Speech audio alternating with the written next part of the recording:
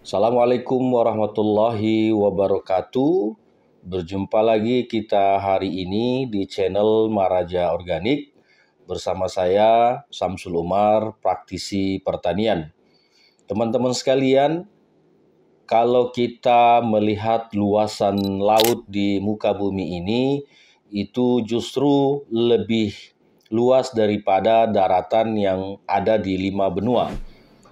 Semua yang hidup di laut itu pada prinsipnya bersimbiosis antara satu dengan yang lainnya. Dan sangat jarang atau mungkin tidak pernah kita melihat organisme ataupun protozoa, ikan, dan lain-lain di laut itu ada yang sakit. Kenapa itu terjadi? Karena di situ ada simbiosis yang terjadi sehingga ekosistem yang terjadi itu saling bekerja sama dengan yang lainnya. Oleh karenanya, air laut ini sangat diperlukan untuk kelangsungan hidup manusia. Begitu juga ketika air laut ini akan dijadikan sebagai tambahan nutrisi untuk tanaman padi. Teman-teman, di laut itu adalah tumpukan mineral-mineral yang dari daratan oleh sungai itu dialirkan dan bermuara semuanya di laut. Sehingga air laut ini memiliki kandungan 83 jenis mineral. Belum banyak penelitian di Indonesia ini tentang apa saja mineral yang ada dan apa saja mikroorganisme yang ada. Dalam penelitian yang dilakukan oleh peneliti di Jerman itu menyimpulkan bahwa 1 sendok air laut itu mengandung 1 miliar bakteri dan 100 miliar virus. Ini saling bersimbiosis, saling memakan, saling ketergantungan sehingga terjadilah kehidupan dan ekosistem yang ada di laut saat ini.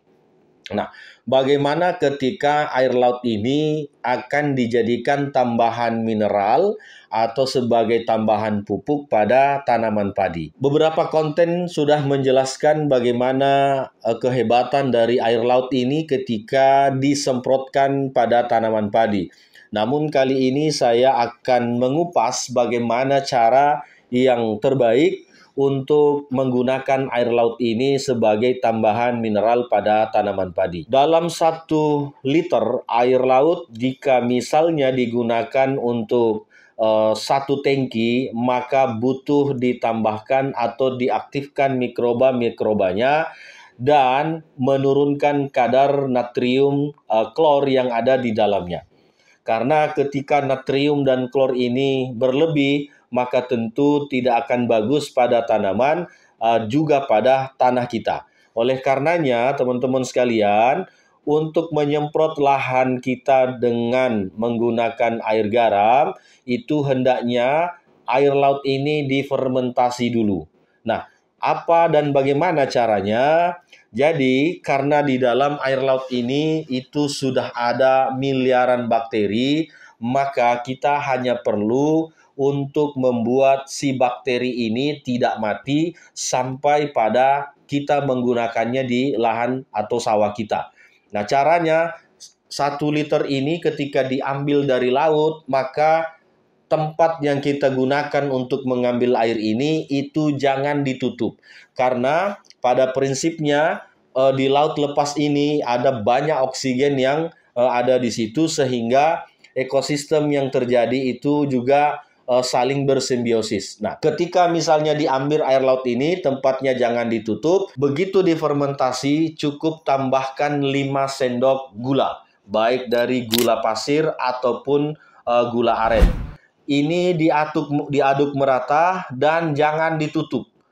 Jadi jangan ditutup agar oksigen itu selalu tersedia pada tempat atau wadah yang kita gunakan untuk memfermentasi tersebut. Berapa lama? Itu cukup dengan 1 kali 24 jam. Jadi cukup untuk 1 kali 24 jam. Begitu nanti tandanya sudah keluar gelembung, maka saatnya air laut ini digunakan untuk menyemprot pada tanaman padi kita. Ada kehebatan-kehebatan yang terjadi ketika air laut ini digunakan untuk menambah nutrisi. Jadi perlu diketahui ini bukan untuk menggantikan pupuk kita, bukan untuk menggantikan pupuk kimia ataupun pupuk organik yang kita sering gunakan di tanaman padi kita. Ini hanya untuk menambah. Karena kenapa? Jumlah nutrisinya memang banyak, ada 83 jenis, tetapi kandungannya sangat kecil. Nah, oleh karenanya tidak bisa dijadikan acuan untuk tunggal digunakan tanpa ada tambahan pupuk-pupuk yang lain. Nah, selain di situ ada kandungan mineral, di situ air garam ini juga mampu menghalau bakteri, jamur, patogen yang ada di tanaman kita, termasuk beberapa hama yang tidak suka dengan salin yang tinggi. Nah, di kandungan air garam ini selain tadi mengandung 83 jenis unsur mineral, di situ juga mengandung bakteri dan virus. Ini nanti ketika misalnya padi kita terserang hama dan penyakit, ini bisa menjadi acuan untuk kita saling nanti menyerang antara satu jenis bakteri, jamur, dan virus yang ada di situ. Nah, kenapa? Karena jamur, bakteri, ataupun virus ini menyerang pada tanaman padi atau biasa disebut dengan patogen karena populasinya lebih tinggi. Nah, ketika kita menambahkan air laut dengan miliaran bakteri, jamur, ataupun virus yang ada di situ, maka nanti akan saling bersimbiosis seperti itu. Jadi dengan menambahkan air garam tadi, selain ada tambahan mineralnya, ada juga miliaran mikroba yang ada di situ, sehingga ekosistem yang akan terjadi pada tanah dan tanaman kita itu menjadi positif. Itu kira-kira teman-teman kegunaan air laut untuk tanaman padi kita. Jadi intervalnya kalau menggunakan air laut itu cukup 1 bulan 1 kali, dan dosisnya 1 liter itu untuk 1 tangki yang berisi 15 sampai dengan 20 liter air. Jadi 1:15. Ada lagi teman yang menyampaikan itu 1 sampai dengan 30. Jadi perbandingan 1 sampai 30. Tapi kalau rekomendasi dari saya 1:15 itu cukup. Syaratnya itu harus diaktifkan dulu dengan menambahkan gula 5 sendok per liternya, diaduk rata, disimpan pada wadah yang terbuka itu selama 24 jam. Ketika sudah terjadi gelembung, baru dilakukan penyemprotan pada tanaman padi kita. Di usia berapapun, jadi mulai dari 0 hari sampai dengan 10 hari sebelum panen itu bisa digunakan. Jadi tidak ada batas waktunya. Dan untuk pengalaman kami itu sebaiknya disemprotkan pada sore hari. Jadi sore hari disemprotkan sekitar jam 4 sampai jam 6. Sebaiknya itu waktu yang paling tepat untuk menyemprot dengan menggunakan kandungan air laut ini.